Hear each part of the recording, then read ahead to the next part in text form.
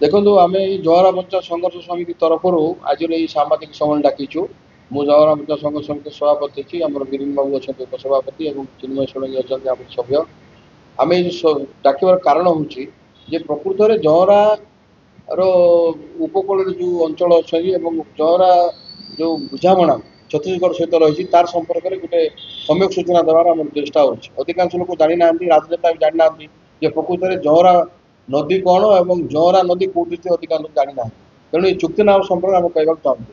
देखो आमर बर्तमान सरकार 1975 मसीह तत्कालीन मुख्यमंत्री श्रीमती नंदिनी शतपथी आम मुख्यमंत्री शिवा अमल मध्यप्रदेश सरकार सहित एक चुक्तिनामा होता से चुक्तिनामा अनुसार इंदिरावती जो नदी जल आसूसी 45 टीएमसी प्रतिदिन जल छाड़ापी तत्कालीन सरकार सहित बुझाणा होता किंतु परवर्ती समय जेहेतु इंदिरावती नदी पानी सुखीगला एवं पानी जो असुविधा होगा जवाहरा नदी उपकूल रोक प्राय 7 पंचायत आम अच्छी 7 पंचायत लोग समस्ते पानी बहुत प्रकार असुविधार सम्मुखीन हेले परवर्त समय आम जवाहरा पंचायत संघर्ष समिति तैयारी एवं छत्तीसगढ़ जो कही आसूला जवाहरा गोटे नाल एवं नाल कर पानी नहीं जाऊँ या प्रतिवाद कर करूँ जवाहरा हूँ प्रकृत में इंदिरावती नदी शाखा नदी एवं यहाँ कौन नाल नुह ये संपर्क में आम सेंट्रल वाटर कमिशन को आम अभियोग करूँ आंदोलन करूँ परवर्त समय 2003 मसीह सेंट्रल वाटर कमिशन आसिले देखिले स्थिति परखिले से देखिले प्रकृत में यहाँ हूँ जवाहरा हूँ गोटे नदी नाल नुह स्पष्टीकरण दे सारी से कहले जेहेतु इंदिरावती नदी पानी ओडिशार आसूची ओडिशावासी जल पाइबार हक अच्छी तेणु ये जो जल उपलब्ध जल 50-50 भाग ओडिशा और छत्तीसगढ़ भितर कर चुक्तिनामा गुट कले से चुक्तिनामा अनुसार 2003 मसीह आम 2023 मसीहा पर्यटन आम से जल पाई आसुँ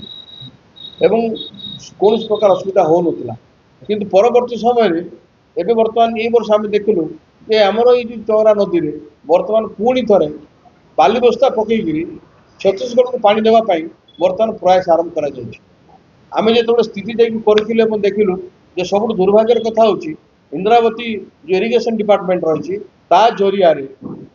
आम राज्य सरकार छत्तीसगढ़ को पानी देवाई बोली से जवाहरा मुहाण में बर्तमान बाली बस्ता पकई स्ट्रक्चर तैयारी कर जो द्वारा आमर जो 7 पंचायत रही ये 7 पंचायत प्राय 50,000 जनसाधारण अच्छा से पीवाई जलर अवश्या समस्या एवं गाधेवाई शौचापी ता सहित आप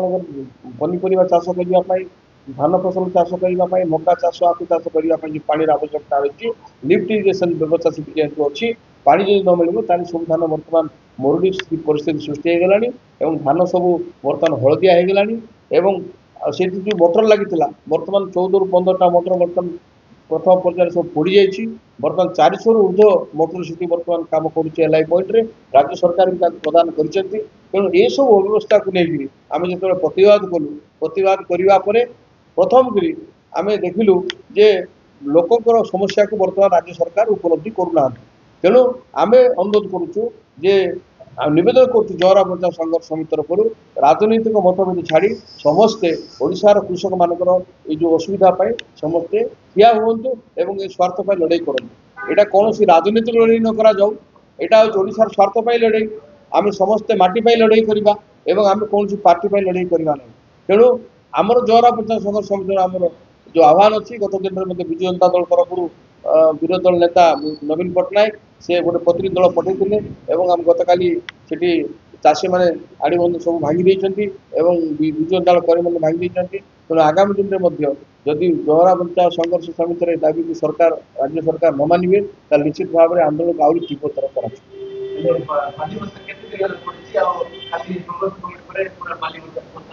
बाली बस्ता पकेबार 15 दिन बर्तमान बीतीगला बाली बस्ता पकई 15 दिन होगला जो द्वारा 15 दिन में जल संकट एकदम पूरा संकटापन हो जाए आम 17 पंचायत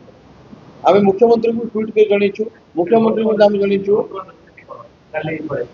काली पर बर्तमान जो बर्तमान आज स्थिति जहाँ अच्छी आम चाहूँ निश्चित भाव में ओडिशा सरकार चेतिबे एवं आम ओडिशा लोक निश्चित स्वार्थ को से सुरक्षा देवे जहाँ से काली भी कहते इंदिरावती इरिगेशन डिपार्टमेंट जंत्री कहते ओडिशा सरकार निष्पत्ति जो मुख्य अच्छा जंत्री से निर्देश देते ଯେ ସେଠି ବାଲି ବସ୍ତା ପକେଇକି ପାଣିଟାକୁ ଅଟକେଇକି ଛତିଶଗଡ଼ ନେବା ପାଇଁ କହିଛନ୍ତି। ତେଣୁ ସେ ପକଉଛନ୍ତି ବୋଲି ସେ ଆମକୁ କହିଥିଲେ। ବର୍ତ୍ତମାନ ଆମେ ତ ଦେଇଛୁ अल्टीमेटम ଦେଇଛୁ। ଯଦି ପ୍ରତିଦିନ ଯଦି ସେମାନେ ଆମେ ଅପେକ୍ଷା କରୁଛୁ, ଯଦି ପାଣିର ଅଭାବ ହେଲା ଆମେ ଭାଙ୍ଗିବୁ, ନିଶ୍ଚିତ ଭାବରେ ଚାଷୀ ଭାଙ୍ଗିବେ। ପାଣି ବସ୍ତା ପକେଇ ଚାଲିଛି, କାଲିଠୁ ବନ୍ଦ ଥିଲା, ସେମାନେ କାଲି ଆଉ କରିନାହାନ୍ତି। କିନ୍ତୁ ଯଦି ଆଜିଠୁ କରିବେ ଲୋକ ସେମାନେ ପକେଇଲେ ନିଶ୍ଚିତ ଚାଷୀମାନେ ଉତ୍ତ୍ୟକ୍ତ ହେବେ। ସେମାନଙ୍କୁ ଯେହେତୁ ଜଳର ଆବଶ୍ୟକତା ରହିଛି, ଜଳ ନହେଲେ ନିଶ୍ଚିତ ଭାବରେ ତାକୁ ବାହାର କରିବେ ଆଉ। ଚାଷୀ କରୁଛନ୍ତି, ଚାଷୀମାନେ ଯାହାର ଆବଶ୍ୟକତା ଅଛି ଜଳ, 6ଟା ପଞ୍ଚାୟତ ଲୋକମାନେ କାଟୁଛନ୍ତି ତାକୁ।